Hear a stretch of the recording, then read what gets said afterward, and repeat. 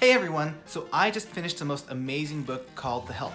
Now, to be fair, this is a book that I have read 5 or 6 times, but the reason why I keep returning to this book is because it's just an amazing story.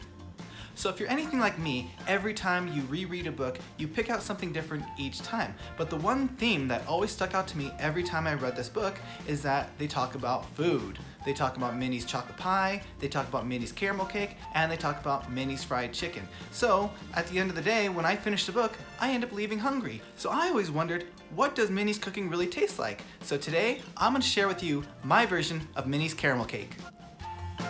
Okay, to start Minny's Caramel Cake, we are starting with 1½ sticks of butter, 1½ cups of granulated sugar, 4 eggs, 1½ cups of cake flour, 2½ teaspoons of baking powder, half a teaspoon of salt, 1 tablespoon of pure vanilla extract, and 1 cup of buttermilk. First step, go ahead and mix all your dry ingredients together, add your baking powder and your salt to your flour. And then go ahead and whisk, whisk, whisk. Make sure there's no lumps in there. And then go ahead and set it off to the side. Okay, now it's time to cream your butter and your sugar together.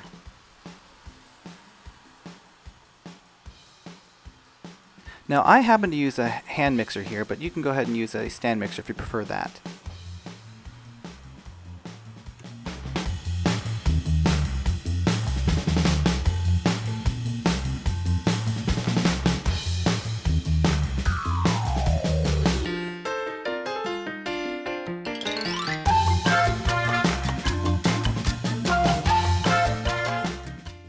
Okay, once you have your butter and your sugar pretty well mixed, you can start adding your eggs one at a time, making sure to mix really well after each addition.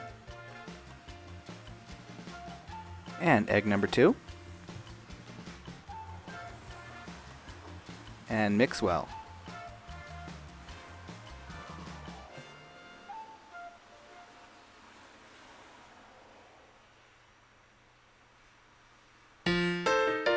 And we have egg number 3. Make sure you don't get any shells in there like I did. I have to apologize for the shaky camera. I didn't realize how strong I was when I was actually mixing the cake mixture together.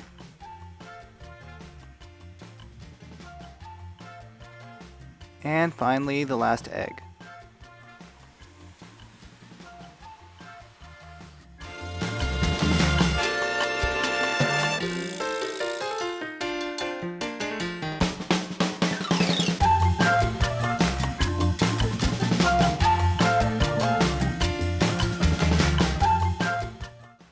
Okay, now that the eggs are fully incorporated, we're going to add the flour, and we're going to add this in 3 separate additions. There's the first one.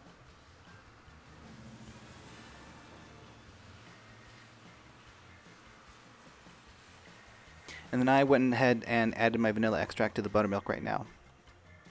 Then go ahead and add half the buttermilk to the mixture.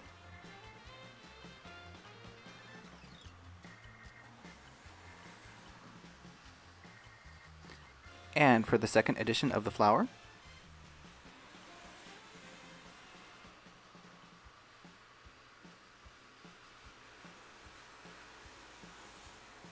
and the rest of the buttermilk,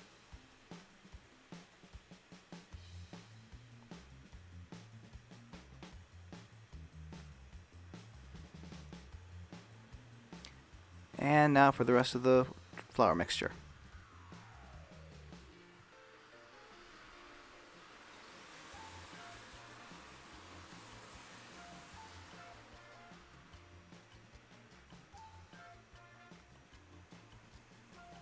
Now I like to stop right before this entire mixture is mixed because I like to finish it off with a plastic scraper just so that I don't overmix the cake batter too much so it doesn't come out tough.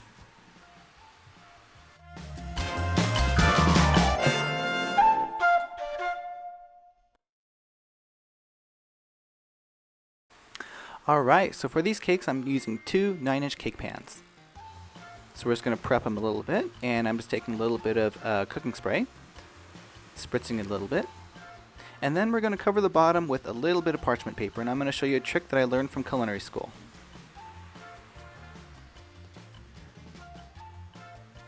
So we're going to take a sheet of parchment paper and we're going to fold it in half lengthwise.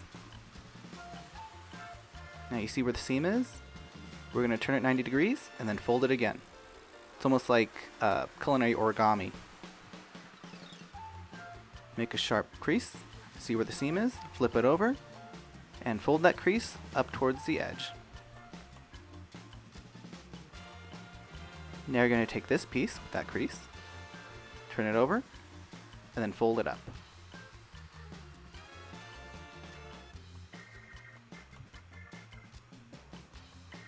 Okay, then you're going to take a pair of scissors and line the point up with the middle of the cake pan.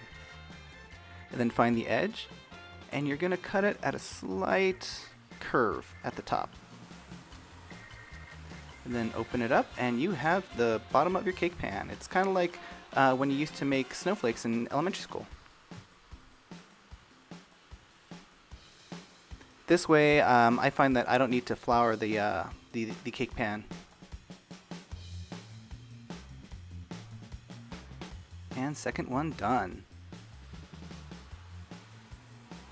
Now I just eyeballed this, so just divide the cake batter into both pans.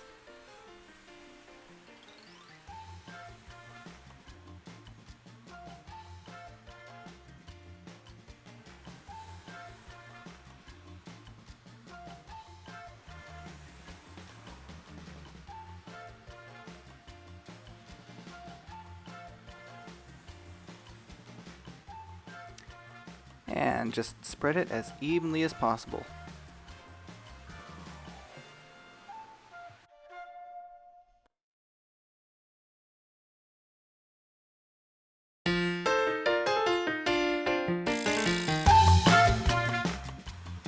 Alright, put these in a 350-degree oven, and we're going to bake them from anywhere from 35 to 40 minutes, but it depends on your oven. Just make sure they spring back to the touch. Now that the cakes are safely baking, we can turn our attention to the caramel. We're going to start off with 3/4 cup of sugar, 3 3/4 cup of sugar, 1 1/2 tablespoons of flour, 3/4 of a teaspoon of salt, 1 1/2 tablespoons of pure vanilla extract. We have 2 sticks plus 1 tablespoon of butter, and we have 12 ounces of evaporated milk. We're going to start off caramelizing the 3/4 cup of sugar. Now what I'm doing here is making a dry caramel. Now normally you don't really want to stir sugar while it's caramelizing because there is a risk of crystallizing it. But here I'm not too worried about it. We're just kind of making a nice amber colored caramel to add to the other mixture.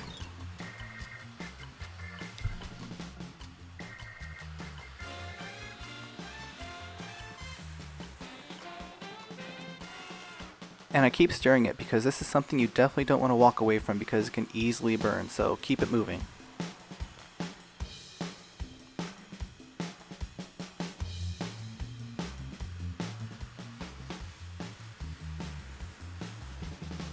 And as you can see, it's turning a nice golden color.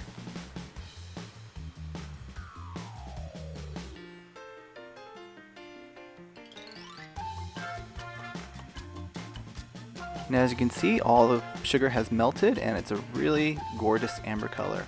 And from here, we're going to go ahead and set it aside and work on our other mixture.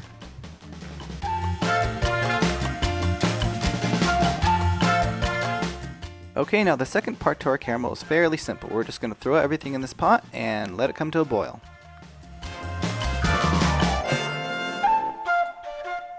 First, we're going to add our 3 3/4 cup of sugar, our 12 ounces of our evaporated milk,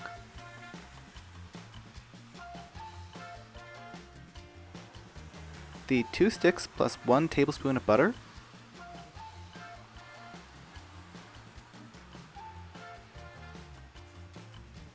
one and a half tablespoons of flour, and 3/4 of a teaspoon of salt.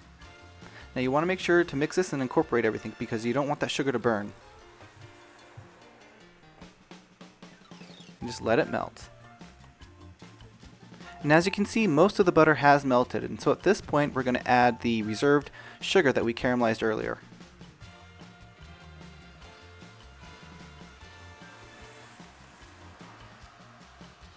Now this sugar mixture just adds a really nice golden and dark rich color to this caramel.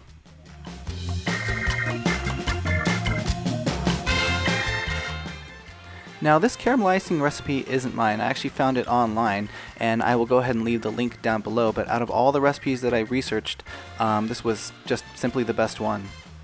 We're going to give it a little bit of a stir. Make sure it's all incorporated, and then we're going to put a candy thermometer on the side because we're going to be cooking this recipe to 232 degrees Fahrenheit or softball stage.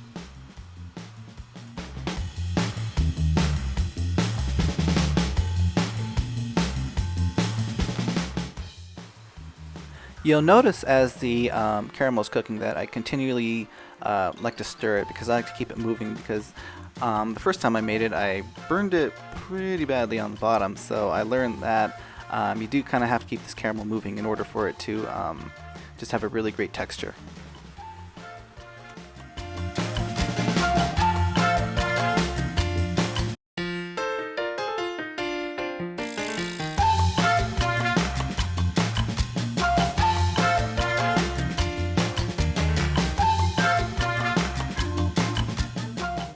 Okay, I think we are just about at 232 degrees. We're going to take it off the stove and put it in your mixing bowl.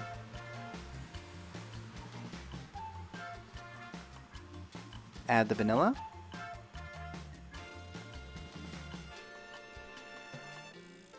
Now we're going to paddle the caramel until it's cool and it's a nice spreadable consistency. And this will take anywhere from 7 to 10 minutes. Now as you can see, it's still fairly liquidy at this point, but it is really hot. Now you probably could use a hand mixer for this, but it'll just take a little bit longer and you're going to have to be a little bit more patient. And how great is that texture? This is about 10 minutes later and it kind of looks like peanut butter. Fabulous. And next up is decorating, and I like to slather a little bit of the caramel on the cake board just so it kind of acts like glue. And just like any cake, add a little bit to the center. And second layer. Now you want to be a little bit gingerly when you're frosting this cake, because I found that this icing is pretty heavy, and so it does have a tendency to kind of tear away at the cake. But as long as you're a little careful, you can get it around there.